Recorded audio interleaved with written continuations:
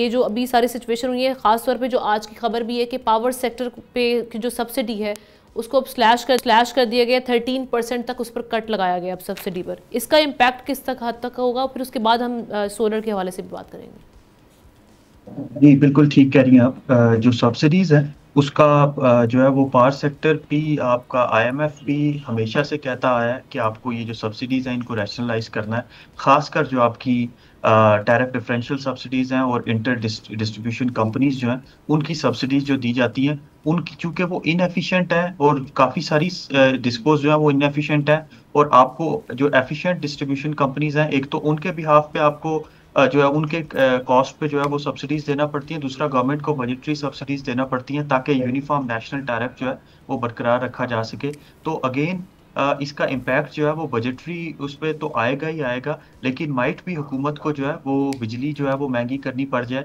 एक चीज़ जो की जा सकती है और जो कि शायद आईएमएफ के resilience and sustainability fund facility में भी है, वो ये कि किसी तरीके से हमें ये देखना है कि किस तरह से ब्लैंकेट सब्सिडीज को खत्म करके टारगेटेड सब्सिडीज जो दी जा सकती हैं। तो उसमें आईएमएफ की जो प्रपोजल है वो ये है कि बेनजीर इनकम सपोर्ट प्रोग्राम को यूज करके सब्सिडीज दी जाए टारगेटेड हाउस होल्ड्स को, ना कि वो लोग जो सारे के सारे 200 से कम यूज करते हैं बिजली उनको सब्सिडी दी जाए, जो कि 54% ऑफ टोटल कंज्यूमर्स बनते हैं। तो हो सकता है उसके थ्रू जो है वो टैरिफ को रैशनलाइज किया जाए, लेकिन अगेन ये एक लॉन्ग टर्म प्रोसेस होगा।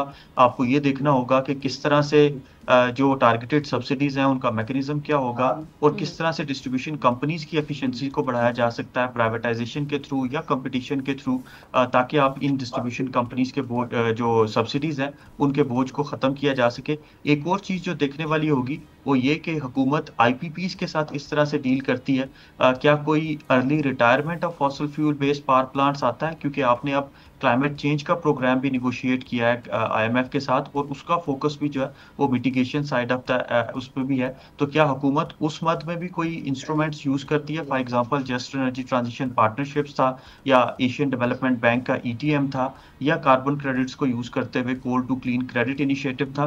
तो जी, अगर इस तरह से क्लाइमेट चेंज प्लस आपका जो एनर्जी सेक्टर रिफॉर्म्स है उनको मिला के चलाया जाता है तो शायद हालात बेहतर हो सकते हैं।